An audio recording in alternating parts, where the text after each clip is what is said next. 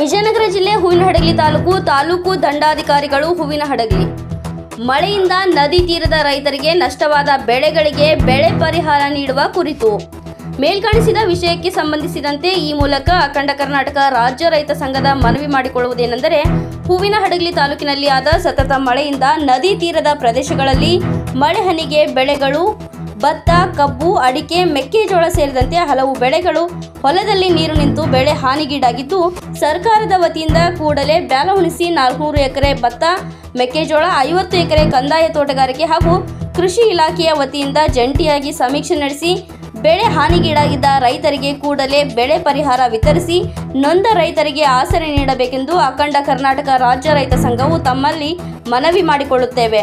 ಮಳೆಯಿಂದ ನಷ್ಟವಾದ ನದಿ ತೀರ ಪ್ರದೇಶಗಳು ಬನ್ನಿಮಟ್ಟಿ ಸುಮಾರು 600 ಎಕರೆ ಭತ್ತ, 3 ಎಕರೆ ಕಬ್ಬು, ನದಿಗವಿ ಸುಮಾರು 60 ಎಕರೆ ಭತ್ತ, ಮರಕಪ್ಪಿ ಸುಮಾರು 300 ಎಕರೆ ಭತ್ತ, ಕೋಟಿಹಾಳ್ ಸುಮಾರು 50 ಎಕರೆ ಭತ್ತ, ಅಂಗೂರು ಸುಮಾರು 50 ಎಕರೆ ಭತ್ತ, ಹೊಸಳ್ಳಿ ಸುಮಾರು 100 ಎಕರೆ ಭತ್ತ, ಮಾಗಳ ಬ್ಯಾಲು ಹುಣಸಿ 400 ಎಕರೆ ಭತ್ತ, 150 ಎಕರೆ ಭತ್ತ ಈ ಪ್ರದೇಶಗಳಿಗೆ ಈ ದಿನ ಭೇಟಿ ನೀಡಿ ಮಾಹಿತಿ ಪಡೆಯಲಾಗಿತ್ತು. ತಾಲೂಕು ಅಧ್ಯಕ್ಷರು ಹೊಸ್ಮನಿ ಸಿದ್ದಪ್ಪ, ಪ್ರಧಾನ ಕಾರ್ಯದರ್ಶಿ ಶಿವರಾಜ್ ಎಂ ಹೊಳೆಗುಂದಿ, ವರದಿಗಾರರು ಮಂಜುನಾಥ್ ಕೆ ಉತ್ತಂಗಿ.